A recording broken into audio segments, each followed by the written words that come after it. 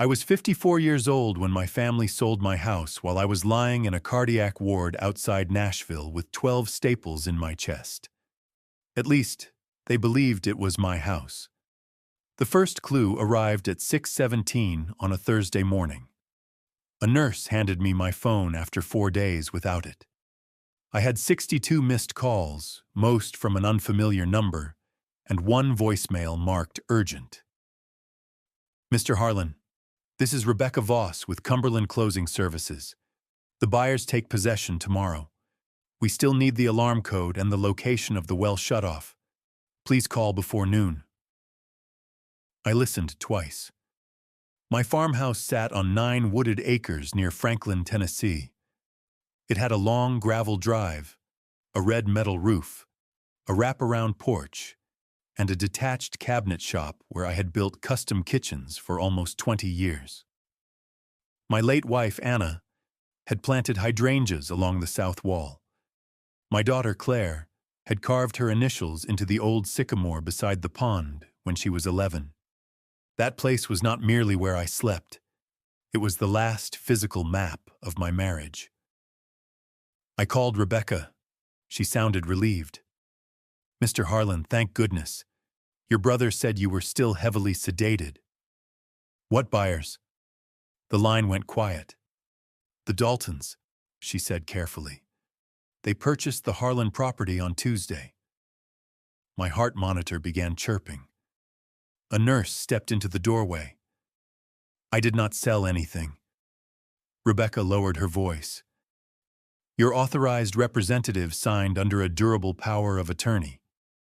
My older brother, Wade. 6 months earlier, after a minor stroke scare, I had signed a limited medical authorization so Wade could speak to doctors if I was unconscious. He was the only family member living nearby. The document did not give him access to my bank accounts. It did not let him sign contracts. It certainly did not let him sell real estate. But Wade had never respected the difference between being trusted and being in charge. He and his wife, Paula, had spent years trying to look wealthier than they were. New SUVs, expensive watches, weekend trips charged to credit cards, and a son who started businesses the way other people started diets, enthusiastically, briefly, and with someone else's money. Every Thanksgiving, Wade asked whether I had thought about unlocking the equity in the farmhouse. Apparently, while I was unconscious, he unlocked it for himself. Rebecca emailed the closing file. The sale price was $915,000. The papers listed emergency repairs, delinquent taxes, medical reserves, and a family stabilization fee. After those deductions, the remaining funds had been wired to an account belonging to Harlan Family Solutions, an LLC formed 11 days earlier. They had also scheduled an estate company to remove my furniture and tools. No one had called Claire in Denver. No one had asked my cardiologist whether I was awake. They had simply decided that a man in a hospital gown was easier to manage than a man standing on his own porch. Then I saw the deed. My signature was on it. It was close enough to fool a stranger and wrong enough to make my skin go cold. I should have exploded. Instead, I laughed. The nurse looked at me as if the pain medication had gone bad, because Wade had made one mistake so large that it swallowed every other lie. The farmhouse looked like mine. I paid the insurance. I maintained the land. Everyone in Williamson County called it Mike Harlan's place. But my name was not on the deed. It never had been. The legal owner was a private land company controlled by a woman my family believed had died 8 years earlier. She had not. I called the number I had promised never to use unless the house itself was threatened. A woman answered on the first ring. "Evelyn," I said. "They finally tried it." There was a brief silence. Then she replied, "Good. Do not stop them yet." That was the moment I realized my family had not sold my home. They had walked into a trap Anna and Evelyn had built years before anyone knew we would need it. Evelyn Shaw was 76, a retired real estate attorney, and the most intimidating 5'2" woman I had ever met. She had also been Anna's godmother. 21 years earlier, Anna and I were renting a cramped house while I built cabinets from a borrowed garage. We had a young daughter, heavy bills, and no realistic chance of buying land near Franklin. Evelyn owned the neglected farmhouse through Shaw Heritage Properties. The previous tenant had left broken windows, a ruined septic line, and waist-high weeds. She offered us a 30-year occupancy agreement for $1 a year if I restored the house and protected the acreage from development. There was one condition: the property would stay in the company's name. Evelyn had spent decades watching families lose homes through careless documents and reckless relatives. She designed the agreement so creditors or impulsive heirs could not touch the land. Anna understood immediately. I did not. I wanted my name on a deed. Anna wanted our daughter to have a home that could not be gambled away. We accepted. Over the next 20 years, I replaced the roof, repaired the foundation, restored the porch, and converted the tobacco barn into Harlan fine cabinetry. Evelyn paid taxes through the company. I covered the operating costs. To the outside world, I was the owner. Legally, I was the protected occupant with a purchase option no one else knew existed. When Anna became ill, Evelyn moved to Vermont. Wade assumed she had died. After Anna passed, I kept the structure private, believing secrecy protected the house. Evelyn joined a call with her former law partner, Naomi Chen, who now represented Shaw Heritage Properties. "Send us every closing document," Naomi said. "Do not contact Wade. Do not post anything. Do not sign anything." Within 90 minutes, she found the mechanism. Wade had used an expired draft deed prepared years earlier when Evelyn considered transferring the farmhouse to Anna. Someone replaced Anna's name with mine, added a false notarization, and attached my medical authorization under a new cover page labeled General Durable Power of Attorney. The title company should have rejected it, but Wade claimed my surgery left me incapacitated. The property faced tax seizure, and another buyer was waiting with cash. A junior closer processed the file while Rebecca was away. The tax threat was invented. The doctor's letter was real but altered. Wade removed the sentence explaining that my incapacity ended when I regained consciousness. Naomi said the bank could freeze most of the proceeds if we acted immediately. Evelyn told her to wait until morning. "That is risky," Naomi said. "So is moving too early," Evelyn replied. "Right now, Wade can claim he misunderstood the documents. I want to know what he does after he believes the sale is secure." That evening, Wade called me. His voice was gentle in the unnatural way people sound when they have rehearsed sympathy. "Mike, how are you holding up?" "Still foggy." "That is normal. Paula and I handled some difficult decisions for you." "What decisions?" He sighed. "The house was too much. The hospital costs could destroy you. We found buyers and protected what was left." I asked where I would live. "With us at first. Then maybe one of those quiet communities outside Murfreesboro. No stairs. Less responsibility." I had installed a full kitchen by myself 11 days before surgery. Then Wade said, "There are 2 small confirmations left. Paula will bring them tonight. Once you sign, everything is clean." Naomi and Evelyn were listening. If their authority were real, they would not need my signature afterward. Wade was trying to manufacture consent. Before Paula arrived, Naomi asked. Can you act confused without overdoing it? I looked at the IV line, the hospital gown, and the incision across my chest. For the first time in my life, I said, my family expects me to look weak. Evelyn's voice came through the speaker. Then let them see exactly what they came to exploit. Paula arrived at 7 with supermarket flowers and a leather folder. Wade followed in a sport coat. Their son, Travis, waited in the hallway. Naomi sat in a family consultation room nearby. Evelyn listened through an approved conference line. The hospital administrator had permitted the recording after Naomi explained that relatives were attempting to obtain signatures connected to a disputed transfer.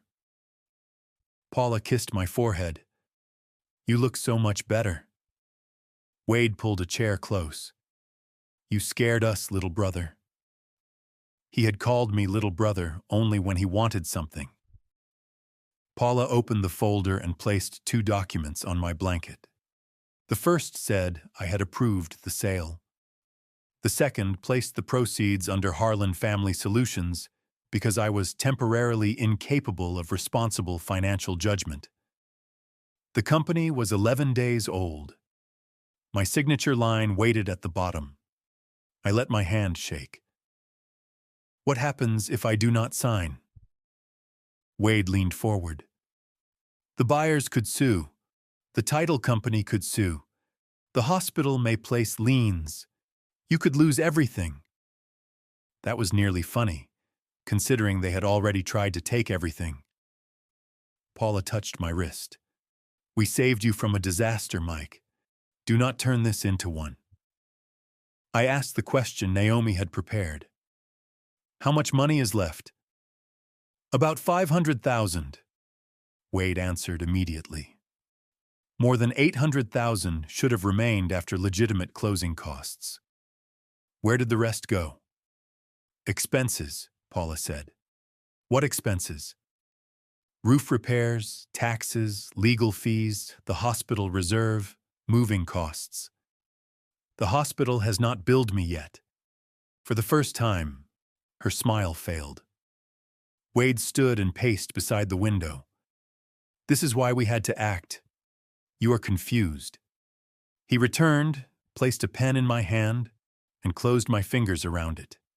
Just sign your name. I let the pen fall onto the floor. Then Naomi entered. She carried a yellow legal pad and nothing else, but Wade stepped back as if she had brought a police escort.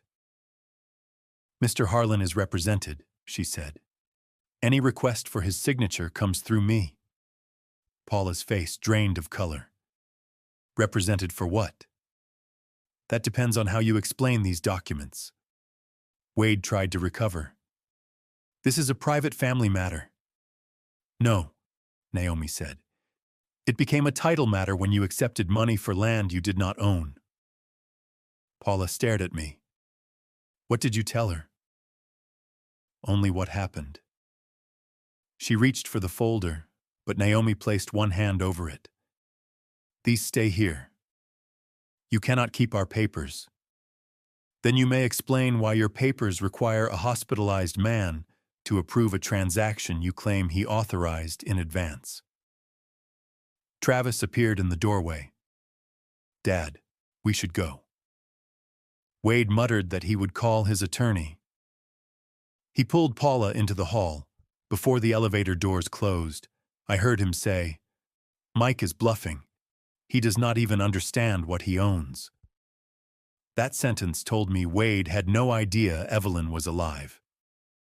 The following morning, Naomi notified the banks, the county recorder, the title insurer, and the buyer's attorney. The proceeds were frozen. The deed was flagged. The buyers were warned not to take possession, but $103,000 had already moved. Wade and Paula paid off credit cards, put a deposit on a lake condo, and transferred $48,000 into an account under Travis's name. Travis claimed he believed it was a business investment. Then my shop manager, Hector, called. Mike, There are people loading your machines. He put me on video. 2 moving trucks stood behind the barn. Men were wrapping my wide-belt sander and commercial table saw. Travis directed them with a clipboard, while Wade talked to a man beside a white pickup. When Wade saw Hector's phone, he smiled at the camera. "Tell Mike we are handling the hard part," he said. That smile stripped away my last excuse for him. The house was not enough. They intended to sell the business, empty the rooms, and move me somewhere I could no longer question them. Harlan Fine Cabinetry had carried us through medical bills, tuition, and years of farmhouse repairs. We built custom libraries, restored church pews, and reproduced historic millwork for homes across Tennessee. Some of the tools had belonged to my father. Others had taken years to afford. None belonged to Wade. The buyer's contract excluded commercial equipment and all tenant-owned property. Wade knew that because his initials appeared beside the exclusion, so he created a second agreement. It called the shop contents "Abandoned Household Assets" and sold nearly $260,000 in equipment for $46,000. My forged signature appeared at the bottom. The buyer had already paid Wade a $15,000 cash deposit. That was when anger stopped being heat and became focus. Until then, a small part of me had wondered whether Paula pushed Wade into a reckless decision or whether fear about my surgery had distorted his judgment. But people do not accidentally prepare a second contract. They do not accidentally sell a brother's livelihood for less than 20 cents on the dollar. Hector called the sheriff's non-emergency line while Naomi sent proof of company ownership. A deputy arrived before the first truck left. The equipment buyer produced the cash receipt, the bill of sale, and a series of messages from Wade promising the machines were unencumbered. Travis tried to leave with a metal lockbox from my office. Hector stopped him. The deputy opened the box in front of everyone. Inside were client deposits, my father's pocket watch, Anna's wedding ring, and a flash drive containing business records. Travis claimed he thought the box held warranty papers. No one believed him. Wade called me from the gravel drive. "You are destroying a legitimate sale. You sold equipment you did not own. It was going to sit there after you were gone." "Gone where?" He exhaled sharply. "You were not expected to survive the week." The words came out before he could stop them. My surgeon had said the operation carried risk. He had never told anyone I was expected to die. Someone in my family had converted uncertainty into a deadline. I ended the call. That afternoon, another truth surfaced. Claire, my 30-year-old daughter, had not ignored my surgery. Wade had told her I did not want visitors and that seeing her would raise my stress. He also told her I planned to sell the farmhouse and move closer to him. I called her in Denver. She answered on the first ring. "Dad?" One word, and my anger cracked. "Why did you not tell me the surgery moved up?" she asked. "I thought Wade told you. He said you did not want me there." I never said that. Silence stretched between us. Then she asked, "Did you really sell Mom's house?" "No. Wade sold a house that was never legally mine." She booked the next flight. Before hanging up, she asked whether I was angry with her. That question hurt more than the incision. "No," I said. "I am angry that someone made you believe I shut you out." Evelyn requested a meeting at the farmhouse Saturday morning. Wade, Paula, Travis, their attorney, the title company, the buyers, Naomi, Claire, and I were all to attend. She said the truth should be delivered once, in the place they had tried to steal. I was discharged Friday afternoon with orders not to lift more than 10 pounds. When Claire drove me home that evening, my key no longer worked. A red notice was taped to the front door. Property transferred. Former occupant may not enter. My suitcase sat on the porch. Beside it was a cardboard box holding family photographs, Anna's recipe book, her wedding ring case, and the carved wooden urn containing the ashes Claire and I had not yet scattered. Paula knew exactly what was inside. She had placed my wife outside like an unwanted object. Then Claire noticed something written on the bottom of the box. A price. They had planned to sell the contents, too. I stood on the porch with one hand pressed against my chest and stared at the price written beneath Anna's urn. That was the closest I came to losing control. Not because of the lock, not because of the notice. Paula had opened the closet, removed the urn, and placed it in a box marked for sale. Claire picked up her phone. "I am calling them." I caught her wrist. "No." "She priced Mom's things." "I know." "How are you this calm?" "Because they are waiting for me not to be." That became my rule. Wade expected shouting, threats, broken windows, or a scene that could be described later as proof that I was unstable. One bad decision from me could blur a case that was becoming painfully clear. So Claire lifted the box, and we went to a hotel. During the drive, she said, "You should have told me you did not own the house." I should have. Mom knew? Yes. Why keep it secret? I thought secrecy protected it. It protected the house. It did not protect us from confusion. She was right. Naomi obtained an emergency access order before sunrise. A locksmith opened the front door at 8. The house looked normal until Claire noticed what was missing.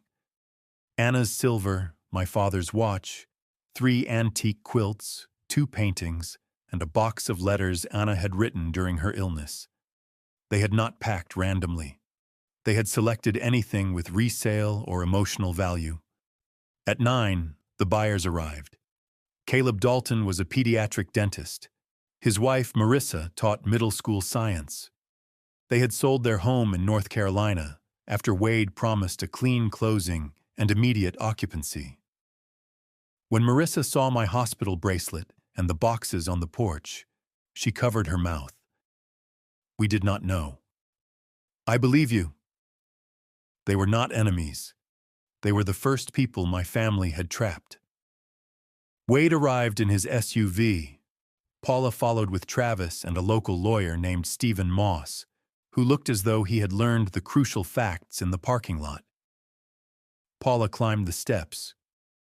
"You are violating the buyer's possession." I almost admired her confidence. Then a dark green sedan rolled slowly up the gravel drive. Evelyn stepped out wearing a navy coat and carrying a black leather portfolio. At 76, she moved with a cane, but every person in the yard watched her approach. Wade looked at me. "Who is that?" "The owner." Evelyn stopped at the bottom of the steps. "Shaw Heritage Properties has owned this land since 1996, she said. "Michael Harlan holds a protected occupancy agreement. You had no interest to transfer." Wade gave a brittle laugh. "Evelyn Shaw is dead." "No," she replied. "I merely stopped returning your Christmas cards." Even Naomi smiled. Stephen Moss read the original deed, corporate records, occupancy agreement, and title history. His expression changed before Wade's did. Paula pointed at me. "He told everyone this was his house." "I called it my home," I said. "That is not the same legal statement." Rebecca from the title company examined the file and spoke quietly. "The transaction is void." Caleb sat down on the porch step. Marissa began crying. Wade blamed the junior closer, the notary, the doctor, Paula, and me. Evelyn waited until he ran out of people. "You changed the locks on my property," she said. "You attempted to sell my occupant's business, removed protected personal belongings, and accepted payment through false documents." Wade's jaw tightened. "What do you want?" I had imagined that question all night. Money would not put Anna's urn back in the closet. An apology would not erase what they had done while they believed I might die. So I gave him the answer he expected least. "I want you to keep talking." Naomi placed the unsigned hospital documents on the porch table. "And while he talks," she said, "we are going through every dollar." The accounting lasted nearly 5 hours. Every claimed expense required proof. Every transfer was matched to a receipt, bank statement, or invoice. The emergency roof reserve was a deposit on Wade and Paula's lake condo.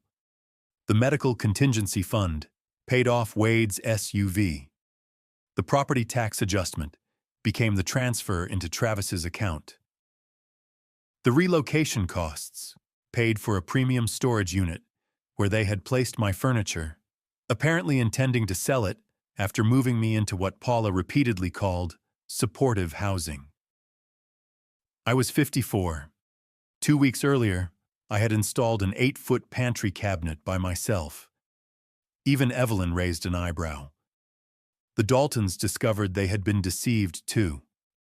Caleb had paid Wade a $25,000 priority consideration because Wade claimed another buyer was ready to close in cash.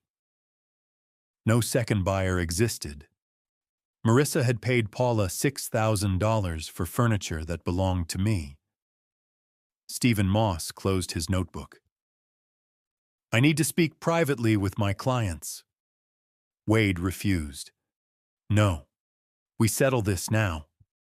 He looked at me with the confidence of a man who still believed every problem had a price. "Name your number, Mike." I asked where the missing $103,000 had gone. "Most can be returned." "Most?"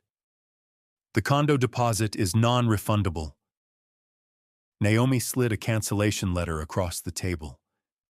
"The developer terminated the contract this morning after learning the funds were disputed." For the first time, Wade looked afraid. Paula began crying, but her tears quickly turned into accusations. She said I had embarrassed them, hidden the ownership arrangement to make them look foolish, and treated Evelyn more like family than I treated Wade. "A decent brother would have helped," Wade said. "I did. I listed the mortgage payment I covered 4 years earlier, Travis's failed food truck loan, Paula's dental bill, and the money Wade borrowed after losing a construction contract. The total exceeded $82,000. Claire and Travis had known none of it. "You had the money," Paula said. "That did not make it yours." Then she made the mistake that broke whatever loyalty Claire still felt. "You do not need this place. You are alone." Claire stood. "He was not alone. You kept me away." Paula blinked. "We were protecting you." "From my father?" No answer. Claire displayed the messages Wade had sent. "Your dad does not want visitors. He is ashamed of his condition. He wants the house sold. Do not upset him by coming." I had said none of it. Evelyn tapped her cane against the porch once. "Mr. Harlan spent 20 years caring for this property as if it were his own. That is why I trusted him. You spent 20 days treating it as if it were yours. That is why no one here trusts you." Travis suddenly said he wanted to return the $48,000. He claimed his parents told him it was startup capital from a family investment. When he transferred it back, Paula called him ungrateful. His face changed. "You used my name to hide money." "We were protecting the family." No, you were protecting yourselves with my account. Naomi explained that Shaw Heritage Properties would pursue claims for the false transfer, lockout, and damage. My company would pursue the equipment sale. The Daltons wanted reimbursement.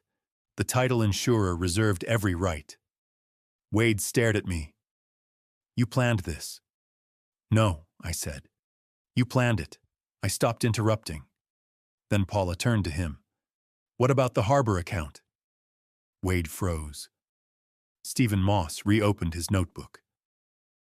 I had never heard of a harbor account. Neither had Naomi. Paula asked again.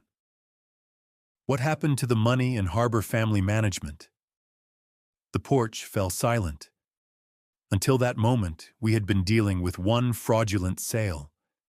Wade's expression told me we had just discovered a business model. Harbor Family Management had been formed 14 months earlier. Wade described it as a caregiving service. The records showed something else. The company collected coordination fees from 3 older relatives, including our Aunt Lorraine, a 79-year-old widow living near Chattanooga. After a fall, Paula began helping with appointments and groceries. Then the monthly withdrawals started. $300, $800, $1,500. Each transfer carried reassuring descriptions: home support, insurance review, property oversight. Lorraine believed the money paid contractors and medical bills.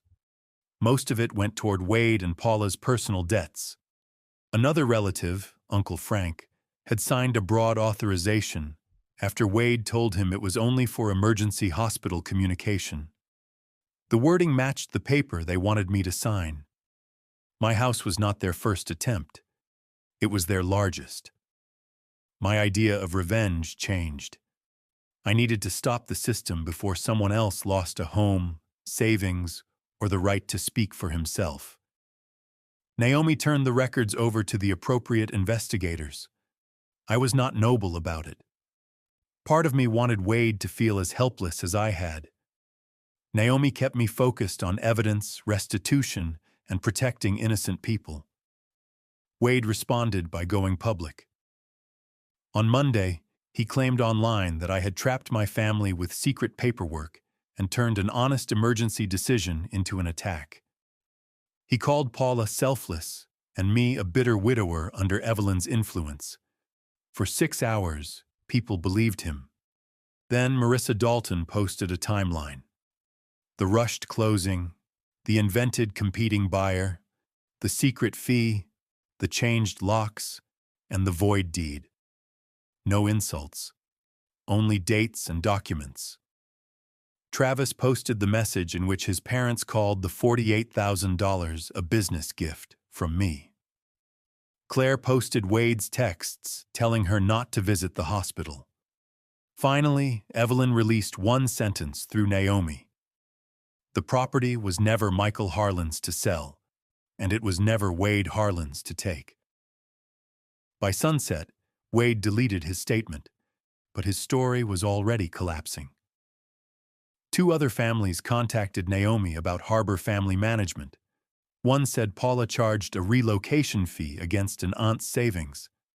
Another said Wade insisted an elderly cousin needed to sell his home immediately, although no physician recommended a move.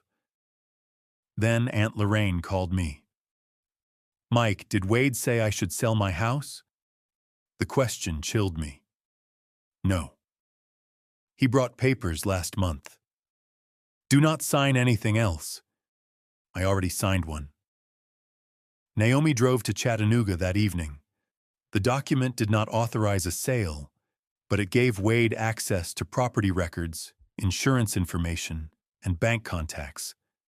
They were preparing another transaction. Mine had been a test. If they succeeded with me, Lorraine would have been next. The insurer reimbursed the Daltons, and Evelyn offered them a smaller renovated property they could afford. They accepted. No innocent person would be left without a home. That mattered more than watching Wade lose another argument. A week later, Evelyn joined Claire and me on the porch carrying a sealed blue envelope.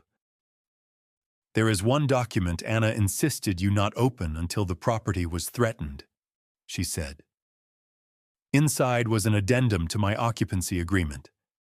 If any third party attempted to transfer, pledge, or seize the property through fraud during my lifetime, my purchase option became immediately exercisable.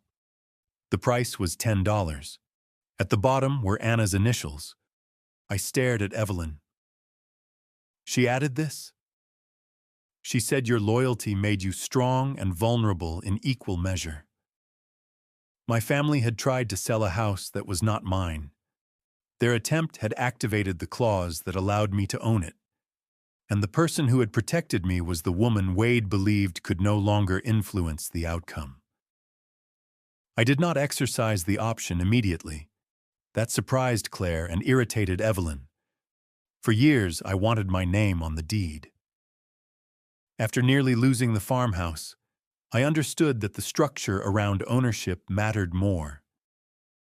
Naomi reviewed the property, medical, business, and estate documents. Claire joined every meeting. We created something stronger than individual ownership. I bought the farmhouse for $10. The land went into the Anna Harlan Heritage Trust, with me as lifetime beneficiary and Claire as successor trustee. My company received a recorded shop lease, and a covenant protected the ridge and pond. 2 independent trustees would be required for any future sale. No medical authorization could be used for a property transfer. No relative could substitute urgency for direct confirmation. When the deed was recorded, Evelyn handed me the black leather portfolio Anna had once used to keep house plans. "Put the deed in this," she said. "You kept it all these years?" Anna asked me to. She planned everything. No, she planned for people. Meanwhile, Wade sent daily messages. Some apologized. Others blamed Paula, Det, Evelyn, Anna, and Claire. He requested a private meeting without attorneys. I declined. Accountability required witnesses. Revenge did not mean giving him another closed room in which to rewrite history. 7 weeks after surgery, nearly all the proceeds had been recovered. Harbor's accounts remained frozen. Lorraine revoked every authorization and appointed an independent fiduciary, with Travis as emergency contact, after he separated his finances from his parents. Wade and Paula arrived at mediation, looking diminished. Wade no longer wore his expensive watch. Paula carried no leather folder. Their attorney offered restitution, surrender of the condo deposit, reimbursement of business losses, and a confidential settlement. I crossed out the confidentiality clause. "You were willing to tell your version publicly," I said. "I keep the right to tell the truth." Wade struck the table. "You are enjoying this." I considered the accusation. "No, I am finishing it." My counteroffer required full repayment, legal costs, business losses, written corrections to every relative they misled, and permanent surrender of authority over vulnerable family members' money or property. Paula whispered, "You are taking everything. You tried to sell everything." Then Naomi produced a newly disclosed transfer. Wade had moved Harbor money into a retirement account 3 months before my surgery. Paula claimed she knew nothing. Wade said she approved it. Their united story collapsed in minutes. Paula said Wade told her the sale was legal. Wade said Paula supplied the medical paperwork and selected the valuables removed from my house. She accused him of inventing the fees. He accused her of planning Lorraine's transaction. I could have forced a public trial.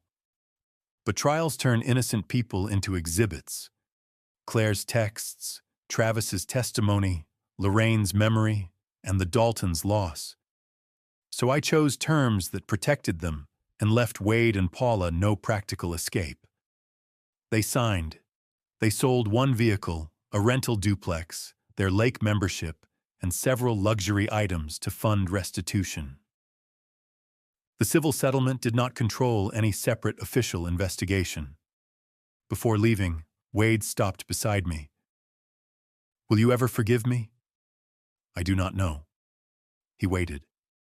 "But forgiveness and access are different things. I am still your brother. And I am still the brother you tried to declare incapable." I walked out with my home protected, my business intact, and my daughter waiting beside my truck. For the first time since the hospital, my future felt like something no one else could sign away. 3 months later, the farmhouse looked almost normal. The lock plate was repaired. The machines were back in place.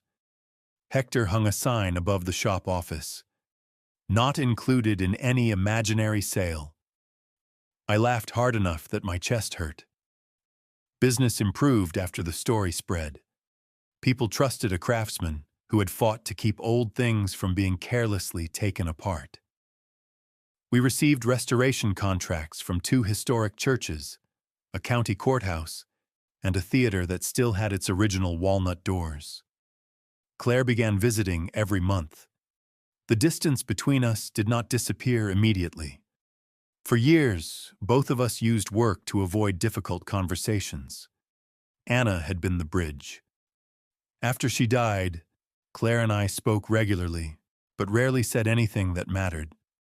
The attempted sale forced us to stop pretending that frequent calls were the same as closeness.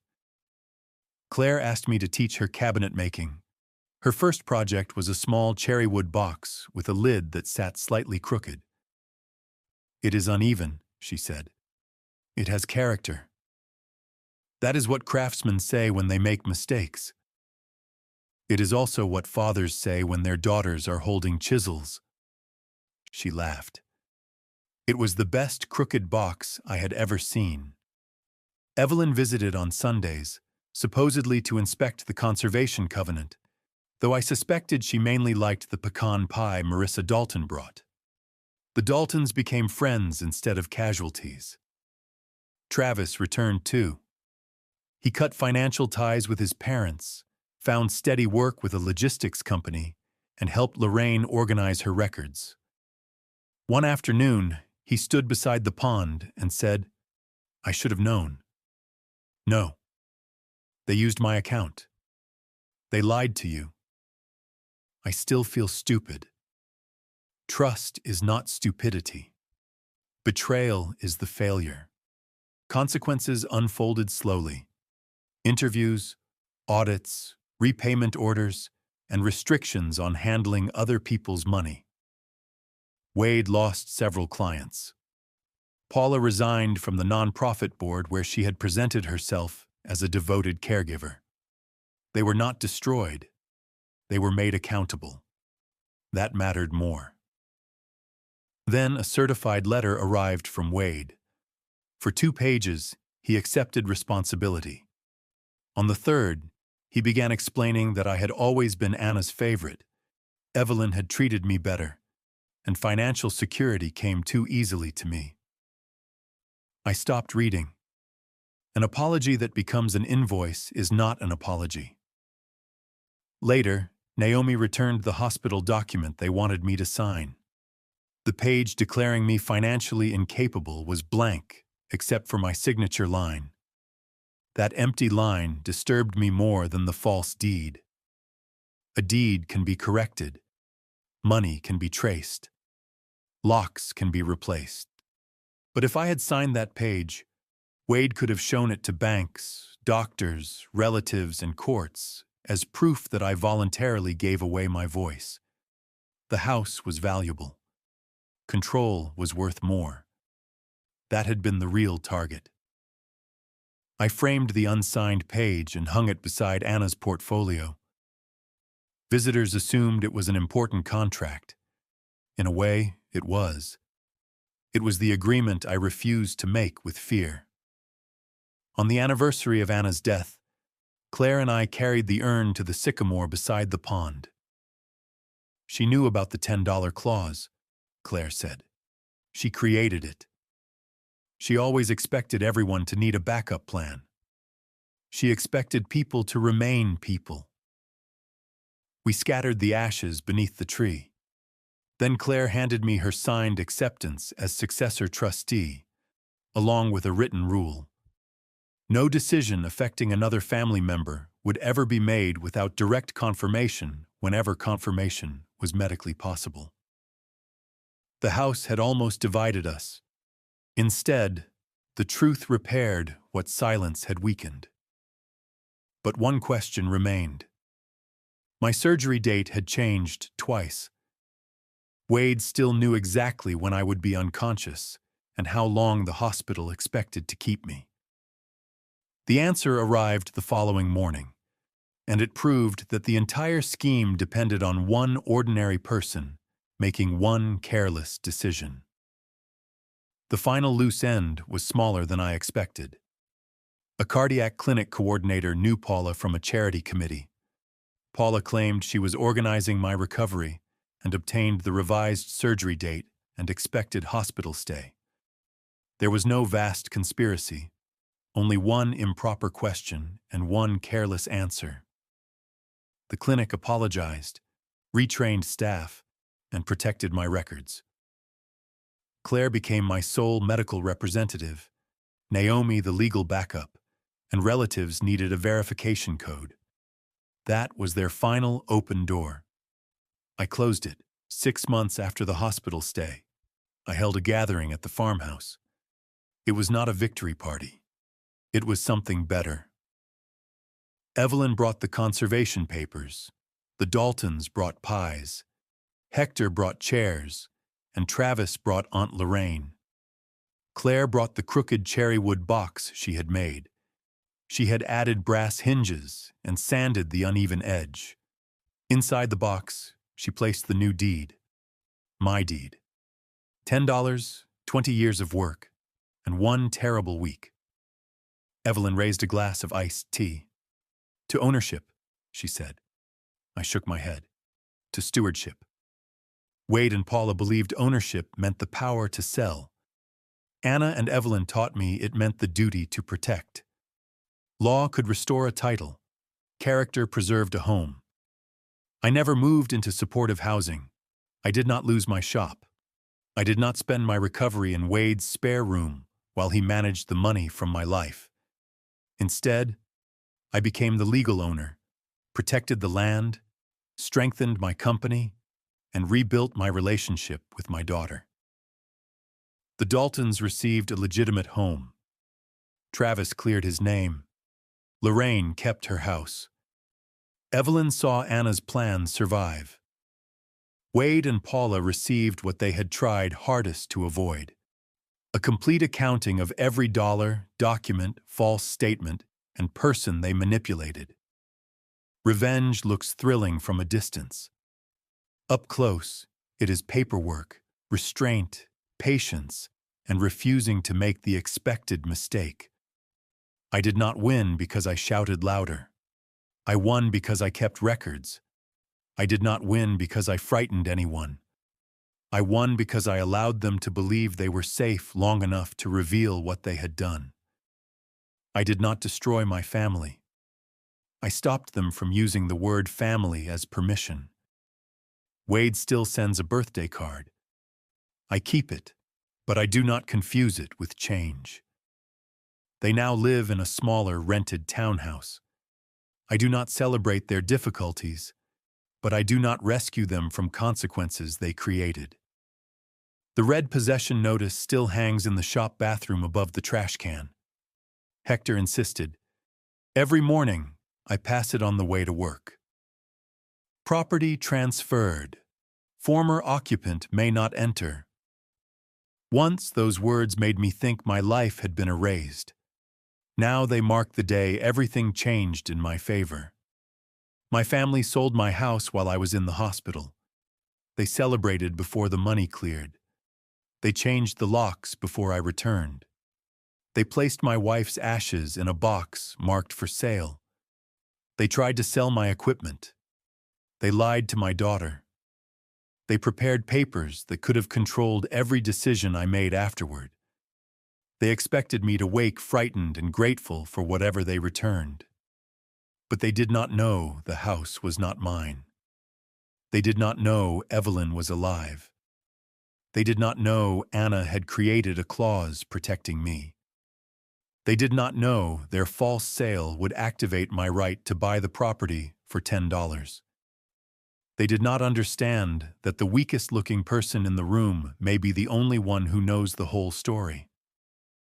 They tried to take my home. They tried to take my business. They tried to take my voice.